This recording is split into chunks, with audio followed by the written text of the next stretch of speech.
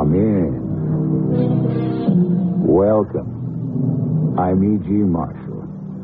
Today you'll meet those without a country or nationality.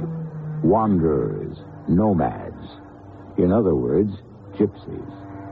The gypsy has been the most hated and the most loved. To protect himself, it is said, he is also the most untruthful.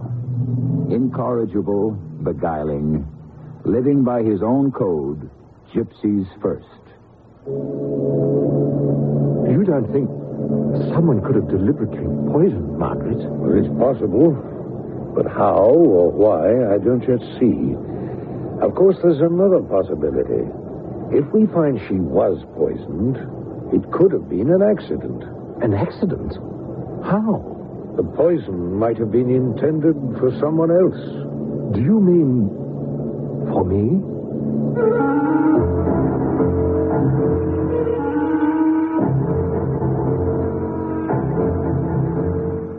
Our mystery drama, The Romany Revenge, adapted from the classic story by T.L. Meader, was written especially for the Mystery Theater by James Agate, Jr., and stars Earl Hammond and Court Benson.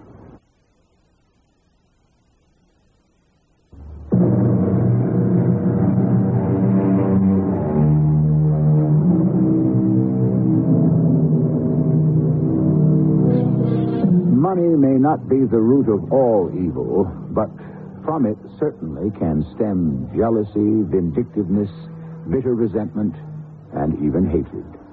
And if you've been around Mystery Theater as long as I have, you know that this kind of enmity can easily begin at the reading of a will.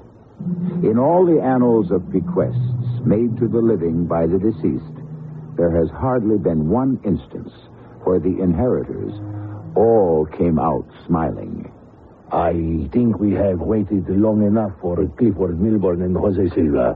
They were notified that the will of the late Mr. Milburn would be read at noon today. So I suggest we proceed. I, Jason Milburn, of sound mind and body, hereby make the following disposition of my estate, the approximate present value being 2 million pounds.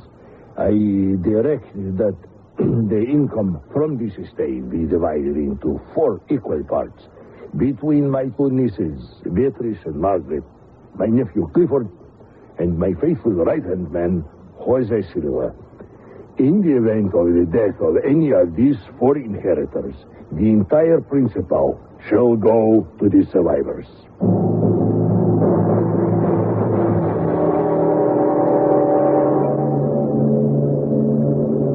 I beg your pardon. Do you happen to have a match? Match? Oh, yes, certainly.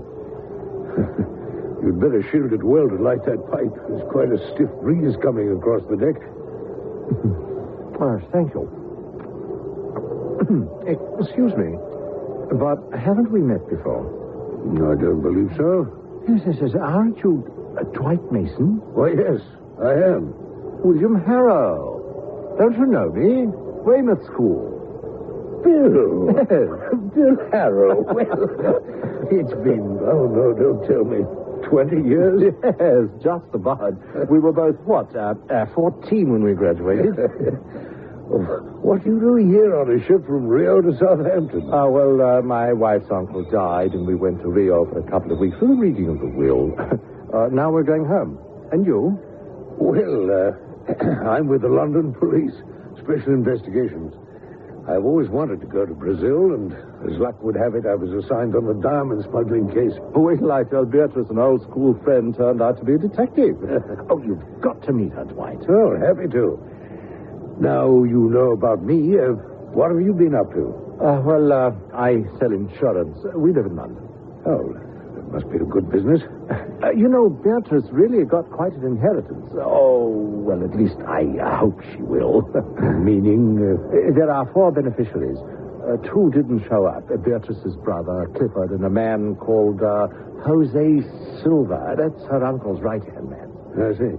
Who was the 4th beneficiary? Oh, Beatrice's sister, Margaret. Well, she's on board, too. She's older.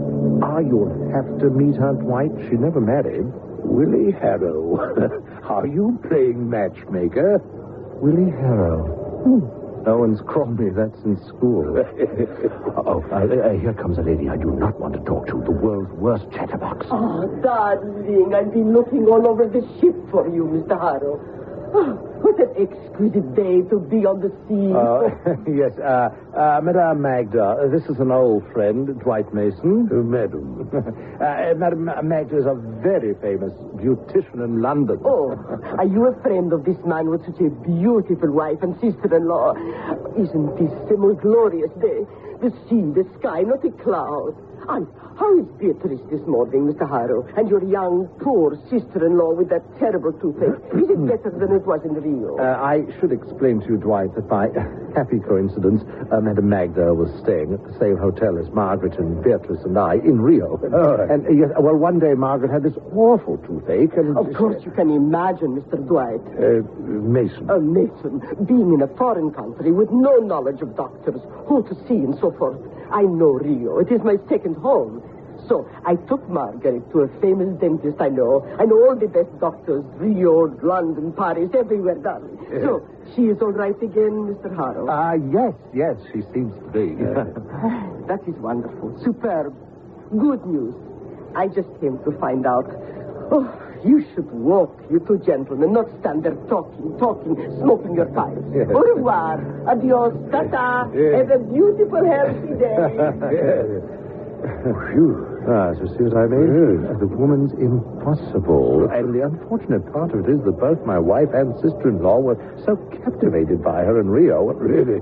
I know they can't wait to go to Madame Magda's beauty salon in Bond Street as soon as we get home.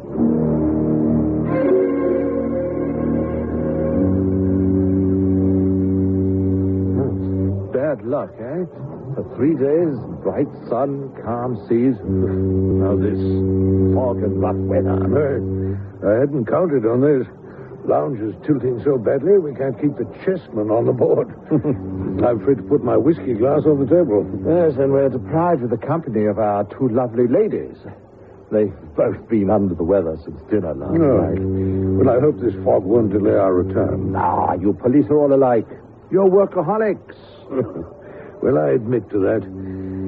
Funny, your sister-in-law, Margaret, was saying the same thing to me. But it's the only way of life I know, Bill. Investigating crime isn't a part-time job. It can't be done so long as there are full-time criminals. Which one of you gentlemen is Mr. William Harrow? Oh, I am. I'm Dr. Grace, ship's doctor. Will you be good enough to come with me, sir? What? Is it my wife? Is something wrong? Please, come with me. Dwight, I want you to come along, too. No. Just yourself, Mr. Harrow. I think it's better. If there is something wrong, Mr. Mason is a special investigator with the London police. The police? Oh, yes. That might be a very good idea.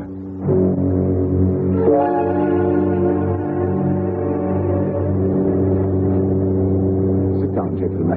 I do not wish to sit down. Now, what is the matter, Doctor? Where is my wife? Is she here? She's perfectly all right. She's in her cabin. I gave her a sedative, and the nurse is sitting with her. The nurse? Well, what is it?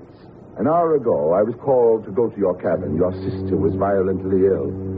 I had her brought here immediately to the ship's hospital. She swallowed something. What, we don't know. Sir. I had her stomach pumped. We did what we could, but whatever it was so virulent and powerful, we couldn't save her. What? Your sister-in-law, Margaret, is dead, Mr. Harrow.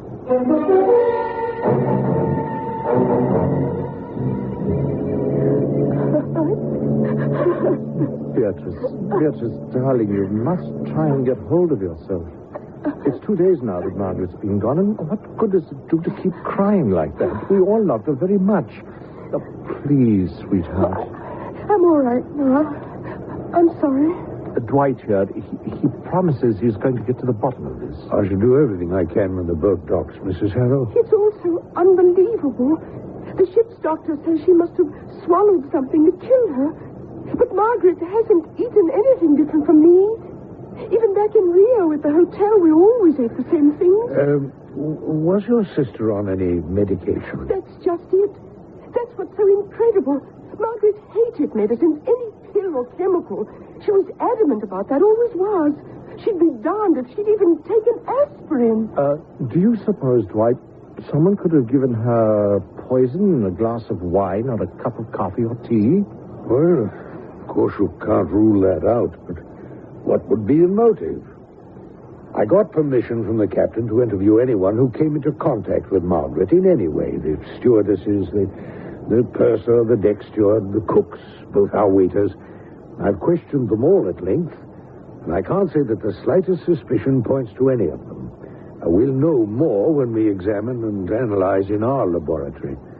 Run it through all known tests, which even on a ship this size, they are not equipped to do. So you're ruling out someone on this ship's poisoning her? Well, I just can't say how or why as yet. Of course, there is another possibility. It may have been an accident. The poison may have been intended for someone else. Do you mean someone wanted to kill Beatrice or me?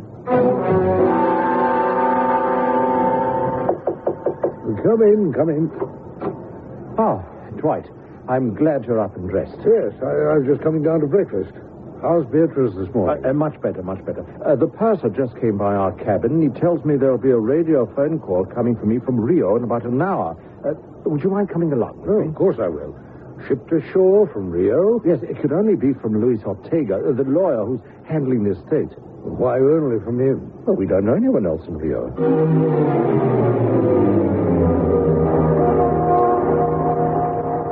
Is that you, Mr. Harrow? William Harrow?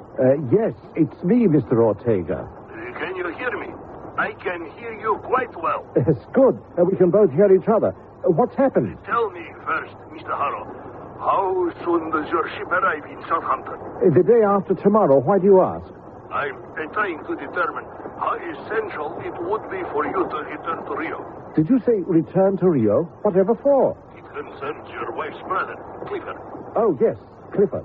He has been found. Oh, well, that's good news. That'll facilitate probating the will. That's true. However, the unhappy news is that he is dead. Did you say he was dead? He was found this morning, murdered. That is why it occurred to me you might like to return to Rio. Just a moment, Mr. Ortega. Dwight. Yes. They found Beatrice's brother Clifford. He's been murdered. What should I do? Here, give me that telephone. What's the name of your lawyer? Luis Ortega. Yes. Mr. Ortega, this is Dwight Mason of the London Police. Will you tell the Rio Police Chief, George Santos, to cable me all information about the gentleman's death? Mr. Santos and I just worked on a case together. Perhaps I can help. Mr. Mason, I shall do just that. We'll be in touch from London. Goodbye. I will speak to Mr. Santos. Goodbye. Clifford murdered? I can't believe it. Well, that could answer one of the questions regarding your sister-in-law, Margaret. I don't understand. I may still not know how she was killed, but I can now make a fair deduction as to why. You can? Of the 4 people about to inherit a £2 million estate, 2 die mysteriously. You don't have to be a professional detective, Bill, to understand why. No, you don't have to be a professional detective to solve crimes, but it sure helps. What do we have so far? A $2 million estate, 4 inheritors who have suddenly dwindled to 2, a husband, a detective, and a lady in the beauty business. To say nothing of the most important elements of any crime in our theater of mystery, 2 murders by person or persons unknown, and by methods as yet undiscovered. I shall return shortly with Act 2.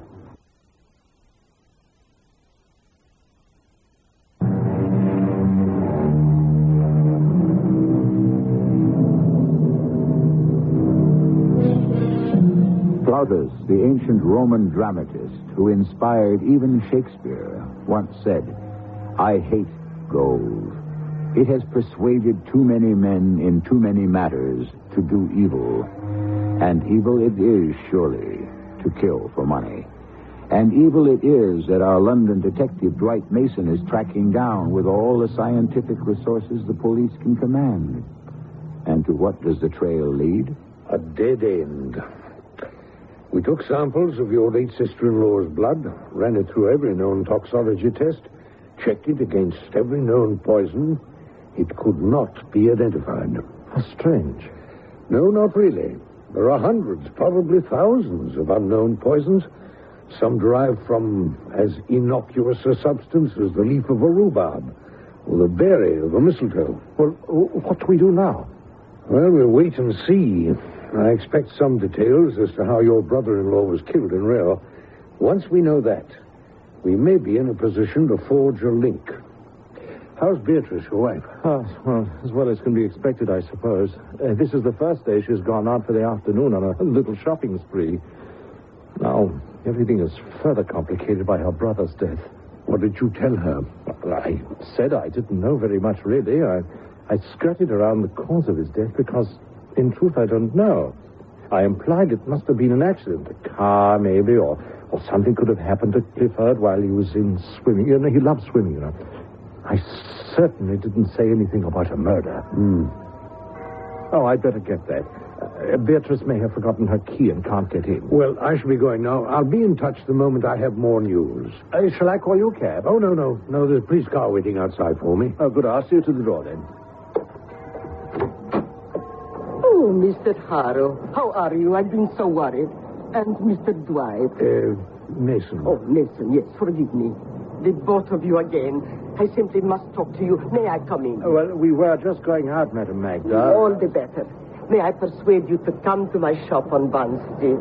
You said you would visit me. I remember distinctly. You said you would bring your adorable Beatrice just as soon as you could. Well, my wife hasn't felt much like going out. Of course, darling. May I come in and have a little chat with her? But she is out right now. Up and about. That's the only way. Look, do you have a moment to stop by and visit me in Bond Street later this afternoon, perhaps? Well, I don't know. I mean, I'm not likely to want facials or massages. Oh, darling, you never know. My salon is very scientific, the most modern of treatments, as well as my own secrets. Oh, let me just peek in the front door of your charming house. Bill, may I speak to you a moment? No, Go there. No. I have a hunch. Madam Magda, I shall accept your invitation. Where on Bond Street are you? Oh, number 193. I've got to go, Bill. See you soon. Goodbye. Is your Dwight Mason a policeman? Yes, didn't I tell you? Oh, I cannot believe it. He is so nice.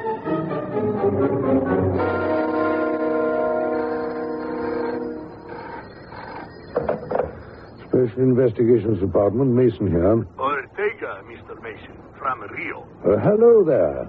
Any news about Clifford Milburn's death? That's why I call you. I asked Police Chief Santos to cable you, but he's going to write. For me, I couldn't wait, since all this affects the will of Jason Milburn. Hold on, Mr. Ortega. I'll have my assistant take all this down. Mansfield, pick up extension 2, will you? All right, go ahead, Mr. Ortega. Mr. Clifford's body was found in a funeral pyre, burned to death. He had been shot in the head. Shot, funeral pyre, burned to death. You got that, Mansfield? Ortega, any clues so far? A piece of wood with a pointed end near the body. It had Mr. Clifford's head on it. Carved into this stake was 4 words. Wooden stake, 4 words, yes? And the words are, Por la puri die. For the puri die, whatever that means. And no other clues? No, absolutely nothing. The bullet is being examined. Mr. Mason, will you tell Mrs. Harrow and her sister that I am taking care of their brother's remains, and there will be services here in Rio? Yes. Mr. Ortega, I have sad news here, too. Margaret Milburn has also died mysteriously. She was stricken on the ship going back to Southampton. This is very serious. Yes, I know. Now there are only 2 people left to inherit the estate. Mrs. Harrow, who is here in London, and Mr. Silva, whom I presume is still in Rio. If I were you, I should warn him to be very careful. And don't be confused, darling Mr. Harrow, by all the rows of bottles and ointments in this room. Each has its own magic. Well, your whole place is most impressive, but I don't see any clients. Never on Mondays, unless I have special personal clients. Now, through this door, in here, we give the facials. Nothing but facials. Now, don't you believe your little Beatrice will be happy here? Well, I suppose so. She wants to. What woman does not? Now, the pièce de résistance. This door opens to our private lift, which takes us up to the roof. This is one of the best-kept secrets of my salon. If you came any day but today, there will be so much traffic on this tiny lift. Oh, I have seen clients waiting in line to be taken to the roof. Here we are, Magda's own roof garden.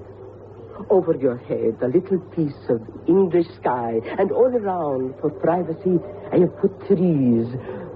Now, do you believe you're in the middle of London? It's amazing.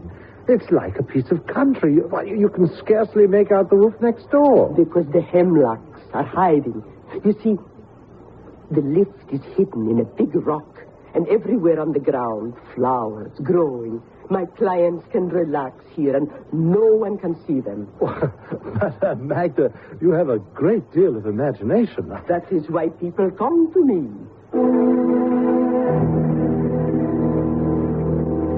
Mr. Harrow, we were fortunate to have met one another in Rio. I was most taken also by your sister-in-law, and I'm glad I was able to help her get rid of that nasty toothache. How she would have loved it here. Yes, I think she would have. A tragedy. A great tragedy. Oh, I don't answer. Someone picks up. But I thought there wasn't anyone here on Mondays. No beauticians, no masseuses, no one at the cash register, but I have a man. Now you have seen it all. I invite you to come along as well as your wife. And bring that charming policeman. Well, I don't know. He's really very busy. Oh, I have no doubt. Was he seeing you on official business? Well, you might say so. Oh, do tell me. I adore mysteries and crimes. I simply worship criminals. Oh, yes, Raoul. Oh, excuse me, Mr. Harrow, but I am wanted outside. I shall be right back. It was nothing, but Raoul knows very little about this business. He's just a caretaker, so how would he know nothing from something? Madam Magda, I have seen Raoul before. You have? Oh, yes. I'm very good at remembering people. Oh, where have you seen my handyman? On the street? 3 weeks ago, in Rio. In Rio? Oh, my dear Mr. Harrow, Raoul has never left London. He was born here. His parents, maybe, they come from South America. Has he been with you for a long time? Well, I think so. We have so much help, you know. London, people come, people go, always dissatisfied. No, I am certain I saw this Raoul in Rio. Do you remember when Margaret had that bad toothache and you were kind enough to bring them to a dentist? It was Raoul who opened the door. Oh, you are a funny man, darling. Everybody knows all tall and dark Brazilians look alike. Oh, Raoul, I'll answer it. Hello, Madam Magda speaking. Is Bill Harrow there? Oh, just a moment. It's for you. Oh, really? Oh, who knew I was here? Hello? Bill? Oh, Dwight, what's up? Bill, stay with Madam Magda. Don't let her out of your sight. She just this minute walked out of the room. Well, stay right where you are. I'm coming over. You're coming over here? Oh, here she is, Dwight. She's just come back into the room. Do you want to talk to her? No, keep her there. Don't let her leave. It's official. Oh, official, eh? Well, hey, she's just keeled over. She's on the floor. What? Madam Magda, what is it? Oh, Lord, she's fainted. Did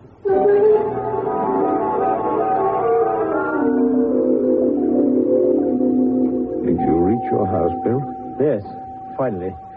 Beatrice had just gotten back from shopping. She'd lost track of the time. I told her we were at the hospital in one of the private consulting rooms and all about Madame Magda fainting, and I'd be home as soon as I could. What did you find out? She's been poisoned. An extremely fast-acting toxicant. What? Well, doesn't that beat all? How is she now? She's doing all right.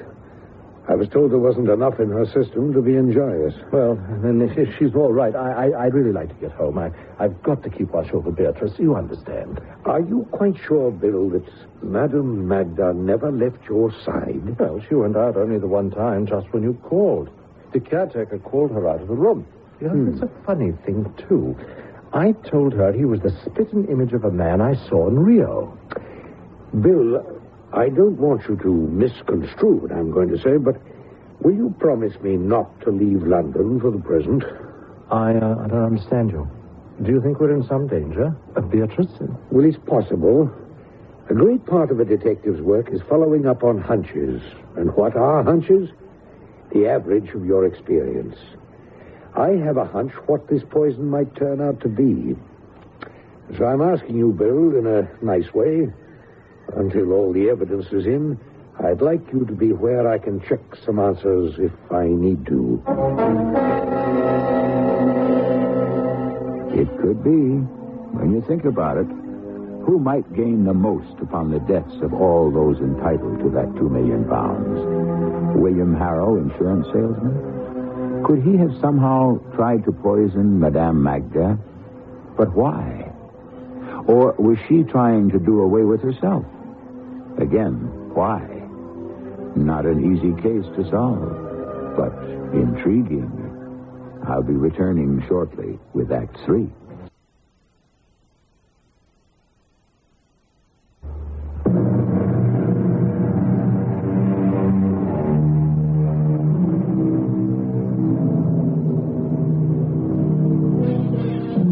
You all know the joke about how does a gypsy cook a chicken? And the recipe begins with steal one chicken. But that's not the whole truth. Gypsies do have their own ethical code. A Serbian gypsy commits a felony if he steals from someone poorer than himself. If an English gypsy takes something he doesn't need, that is a crime. Why am I talking about gypsies in this tale of death and poisoning anyway? You know me well enough by now to know I kid you not. There must be a reason. Am I tipping you off to a solution? Back now to the hospital. Bill, I am not singling you out for suspicion, believe me. I've just had word from Rio that when they found your wife's brother, he'd been dead for a month. Yes, I see. And I was in Rio at that time. Well, not only you, so were Beatrice and Margaret. More and more, it appears that someone is deliberately narrowing down the number of survivors. Have you ever met this Jose Silva? No, never. I'd only just married Beatrice, and a month later we got word her uncle had died, and could we come to Rio? So we used the trip as a kind of delayed honeymoon. We never met the uncle or his so-called right-hand man, this Jose Silva. He wasn't there when the will was read. What do the words Puri die mean to you? Well, not a darn thing. Puri what? Die. Oh, what does it mean? Well, I'm trying to find out. One more thing, Bill. You said you recognized a man working for Madame Magda. A man she called Raoul? I've been thinking about that. You know, this Raoul has a scar in his right cheek. Now, he is the same man who opened the door for Margaret and Beatrice that day in Rio when Margaret had her tooth treated. Oh, I am sure of it. Now, Bill, don't take my questions unkindly. You run along home to Beatrice, and I'll go and see if Madame Magda is well enough to answer a few questions. Madame Magda, may I come in? Why, it's that charming policeman, Mr. Mason. Please do come in. Yes. Well, the doctor said you were awake and able to talk. Able to talk? I am always able to talk, darling. Tell me, what happened to me? Well, that's what I was going to ask you. Well, I felt dizzy, and the next thing I know, I am in the hospital. What is going on? You may have been poisoned. You are joking. Who would poison Madame Magda? I haven't an enemy in the world. Madam, What were you doing in Rio? Oh, enjoying the sunshine. You went halfway round the world for sunshine? I would go all the way around the world for sunshine if I had to. This poison which you say brought me here, could it have killed me? I don't know yet. Generally, any poison can cause death if you take enough of it. But why? How? When? Mr. Mason, I do not know.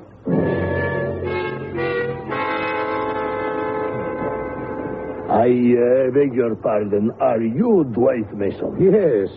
Are you Luis Ortega? Yes. Well, it's good to see you.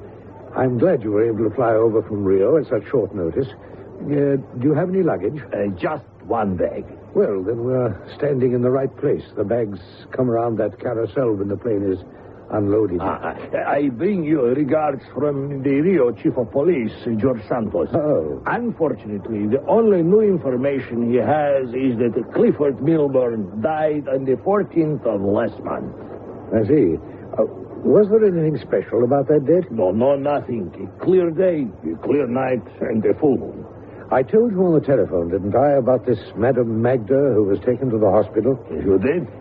We learned this morning she had ingested the identical toxic alkaloid that killed Margaret Milburn. Fortunately, a very small dose. Was there anyone with this Magda woman when she was poisoned? Yes. Beatrice's husband, William Harrow. They were, unfortunately, alone when this occurred. Unfortunate for him. Yeah, I see my handbag. It's the one with the big O painted on the side. Right, you grab your bag and I'll grab a taxi.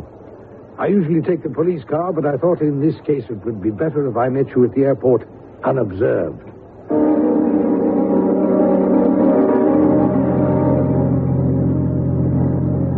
Mr. Ortega, I need your help. And that's why I asked you to come to London. What can you tell me about old Jason Milburn? He was not loved. He made his fortune out of diamonds, and his estate consists of several mines outside of Rio. Some say he stole the land. Some say he lived too long, that he deserved to die. Some say he didn't die soon enough. My goodness. A popular man in Brazil. It's like the plague. This Jose Silva, who I haven't seen, by the way, since the funeral, was not only Milburn's right-hand man, but his bodyguard. Oh, well, what do you mean? He stole his land? Well, Milburn was ruthless. An ancient gypsy family lived on that land where the mines are now. Oh, practically since the time of Amerigo Vespucci. It was granted to one gypsy family in particular, by John III of Portugal. So they claim. It was quite a scandal when the authorities made a little search. The page containing the original land grant deed had been torn from the ledger. The gypsies had no legal recourse whatsoever. Jason Milburn picked up the land for next to nothing. We're here. I'm putting you up at my place, Mr. Ortega. This is just around the corner from headquarters. We'll have lunch and then go over.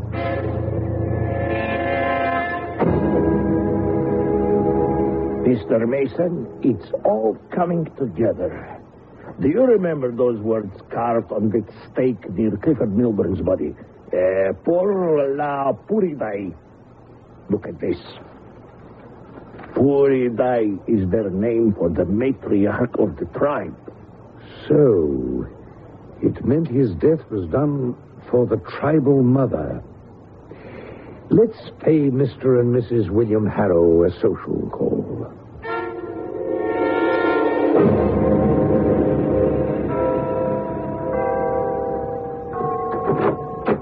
Good afternoon, Bill. I brought along someone you know. Mr. Ortega, what are you doing in London?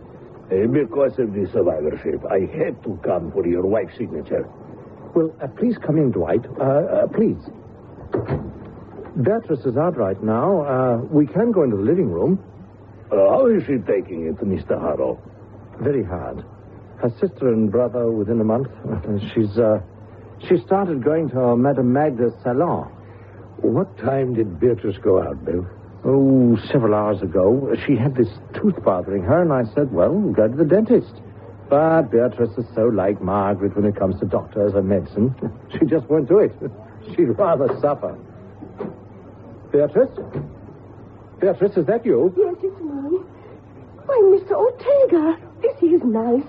Would you like some tea? And Mr. Mason, it's Old Home Week. Yes, I've already offered some whiskey. How are you feeling now, sweetheart? How's the tooth? Oh, you'll never believe this, but it's all right. It's fine. Yes, I hope it doesn't act up again. You know, I wish I know, darling. I should go to a dentist. I've done something better.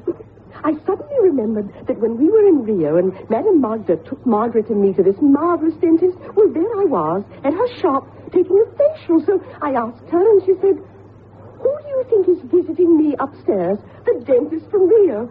So he looked at my tooth, gave me something to kill the pain, poked about in there, and the rest of the afternoon was sheer pleasure. I must say, meeting Madame Magda was one of the luckiest things that ever happened to me.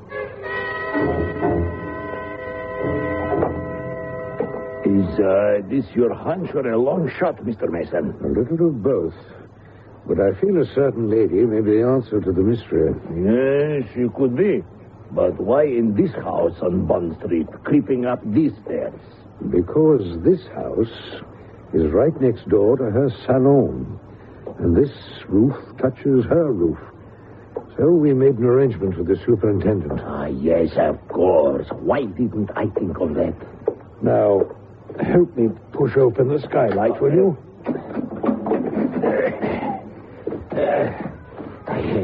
I have never been on a London roof before. Listen to that peculiar music. Where is it coming from? Over there. You mean behind those trees? Yes. That's Madame Magda's famous roof garden. Let's walk to the edge of this roof and take a look through those trees. Yes, with this full moon, that shouldn't be difficult. Have a look at that. Yes. I see two figures. Those movements to the music. I have seen that before.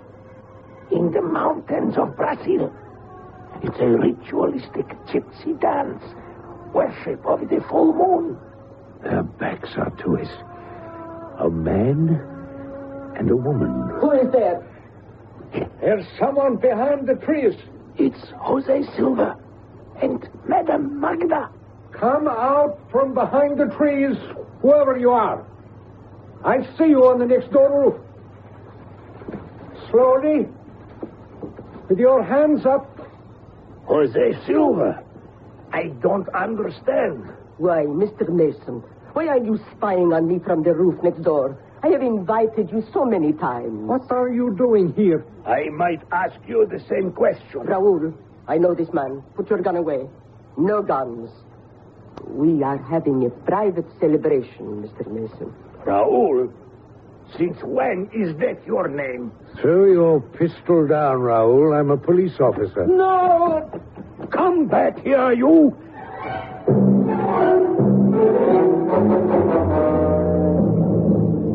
Will you explain to me, please, what I am doing here in your police headquarters? Madame Magda, I'm detaining you on suspicion of the murder of Margaret Milburn. What are you talking about? Me? Murder? Don't be ridiculous. Where did Jose Silva go?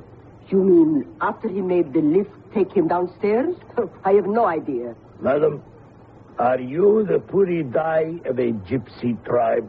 No. Who has told you that? Facts have told us that, madam.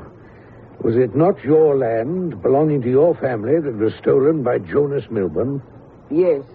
It was always our land. Milburn, the thief. Nor will his family have it either. Not 1 inch of it. But how can you prove it belonged to your family? Prove it? Our family goes back centuries. But why would you care? We are always on the run, always being chased.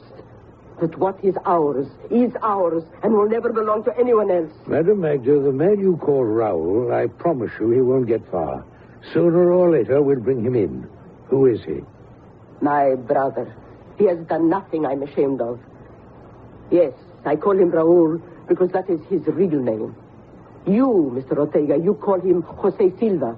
That is what he called himself, to keep watching our enemy, Jason Milburn.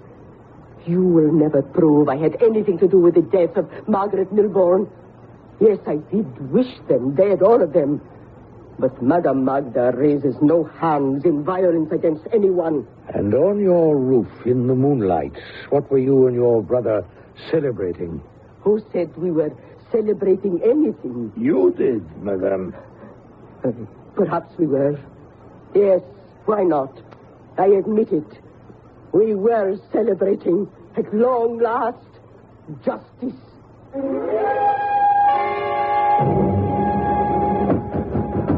What is it? Who is it? Bill, it's I, Dwight. Open up. It's urgent. Whatever brings you here at this hour of the night? It must be after 2. Where's your wife? She's in bed, I suppose. Fetch her immediately. This is Dr. Howard with me, the police surgeon. Hurry, Bill. Bring Beatrice downstairs. No, it doesn't hurt so much now. I think I'm more stunned than in pain. I must say, having a tooth pulled in the living room of one's own house at 3 o'clock in the morning by a police surgeon is quite an experience. In that filling Dr. Howard removed from your mouth, I wouldn't be at all surprised if we didn't find the same poison that caused the death of your sister. She, too, had a filling made by that same so-called Brazilian dentist in Rio that took care of you not 12 hours ago. A filling? Poisonous? Yes, and covered with gutta perca, which wears away when you eat. Who knows when this poison would have been released into your mouth, Beatrice? But, Dwight, it doesn't make sense. Didn't you tell me the same poison was swallowed by Madame Magda? She's a clever one. Yes, she did take some, but only enough to land her in the hospital. But why? To throw us off the trail. When did you decide that she was the mastermind? At midnight tonight. Luis Ortega took one look at this Raoul on her roof garden and said, "That is Jose Silva." And then I knew. Silva was to be the sole survivor, the sole inheritor. The poison had been placed into your wife's tooth. It was only a question of time, and so they were celebrating in their gypsy ritual the final and total revenge against Jason Milburn. And all because gypsies have been cheated and slaved and even put to death over the centuries, just because they were gypsies. In this case, though, unfortunate that Madame Magda and her brother had to find justice by using the same unjust means used for so long against them. The great Miguel de Cervantes has written, "Having learned early to suffer, we gypsies suffer not at all. The cruelest torment does not make us tremble. We shrink from no form of death. But our oppressors should beware, for one day there shall be a Romany revenge." I shall return shortly.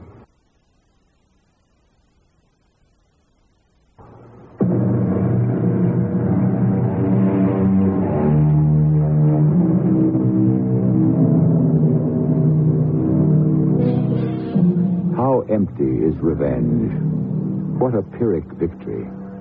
Despotic Nero, with his dying breath, has said, "How foolish it is to be avenged on your neighbor by setting his house on fire." Surely the noblest and most telling revenge of all is to turn the other cheek and forgive. Our cast included Court Benson, Earl Hammond, and Bryna Rayburn. The entire production was under the direction of Himan Brown.